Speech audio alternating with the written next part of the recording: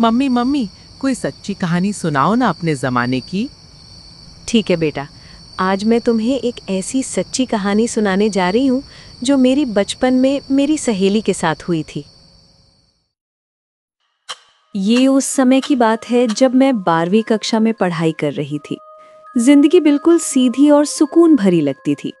हर सुबह स्कूल जाना, सहेलियों के साथ हंसना बोलना, सब कुछ नॉर्मल था। मेरे साथ मेरे 4 सहेलियां भी पढ़ती थी, सुमन, शांति, शोभा और मन्नू। इन सब में मन्नू मेरे सबसे ज्यादा करीब थी। मन्नू का घर मेरे घर से ज्यादा दूर नहीं था, बस एक छोटे से जंगल के उस पार था। हर रोज मन्नू जंगल से होते हुए मेरे घर आती, थोड़ी देर रुकती और फिर हम दोनों साथ साथ स्कूल जाते। ऐसे ही हमारी 12वीं के पहले 6 महीने बहुत खुशी से बीत गए। लेकिन 7वें महीने के शुरू होते ही सब कुछ बदल गया। मन्नू अचानक स्कूल आना बंद कर दी। ना कोई खबर, ना कोई संदेश। 1 दिन, 2 दिन, ऐसे धीरे धीरे 2 हफ्ते बीत गए, लेकिन मन्नू स्कूल नहीं आई। मैं अंदर ही अंदर बहुत अकेली महसूस करने लगी।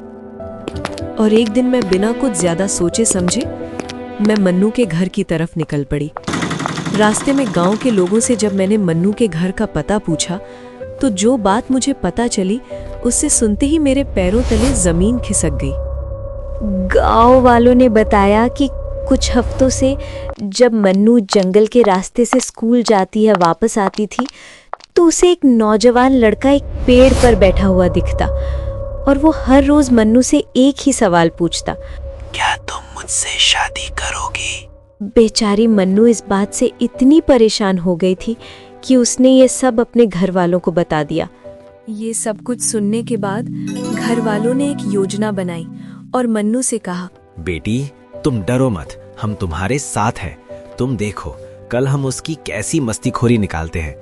तुम बस कल स्कूल जाना और उससे कह देना कि तुम शादी के लिए हाँ करती हो। हम सब तुम्हारे पीछे छुपे रहेंगे। अगली सुबह मन्नू स्कूल के लिए निकली। उसके घर वाले और कुछ गांव वाले लाठी डंडे लेकर चुपचाप उसके पीछे जंगल में छुप गए। जब मन्नू उस पेड़ के पास पहुंची तो इस बार उसके पूछने पर मन्नू हिम्मत जुटाकर बोली, हाँ, मुझे तुमसे शादी करनी है। लेकिन ये क्या? उस पेड़ पर तो कोई था ही नहीं। झाड़ियों में छुपे गांव और घर वाले कुछ समझ पाते उससे पहले मन्नू जोर से चिल्ला उठी, आप लोग कहाँ हो? ये मुझसे शादी करने आ रहा है। सब लोग हैरान रह गए। किसी को कुछ समझ नहीं आ रहा था कि ये हो क्या रहा। और तभी सबने देखा मन्नू की मांग में सिंदूर अपने आप भरने लगा। ये देखते ही घर वालों के होश उड़ गए और मन्नू वहीं बेहोश होकर गिर पड़ी। गांव और परिवार वाले लोग मन्नू को उठाकर घर ले आए। उस दिन के बाद मन्नू बिल्कुल बदल गई। मन्नू पागलों की तरह रहने लगी। हर रात वो चीखती, रोती और कहती, वो मुझे लेने आ रहा है, मुझे लेने आ रहा है। ये सब सुनने के बाद मेरी रूह तक कांप गई। मैं तुरंत एक गांव के चाचा जी के साथ अपने घर वापस आ गई। कई दिनों तक मैं स्कूल नहीं गई।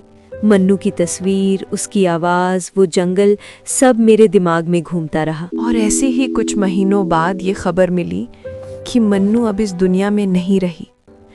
ये सुनते ही मेरी आंखों से आंसू निकल पड़े। मैं अंदर ही अंदर बहुत दुखी थी। वक्त धीरे धीरे आगे बढ़ता गया।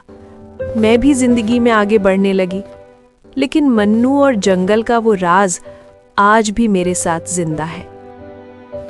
कहते हैं कुछ कहानियां कभी पूरी नहीं होती, वो सिर्फ यादों और डर के रूप में जिंदा रहती हैं।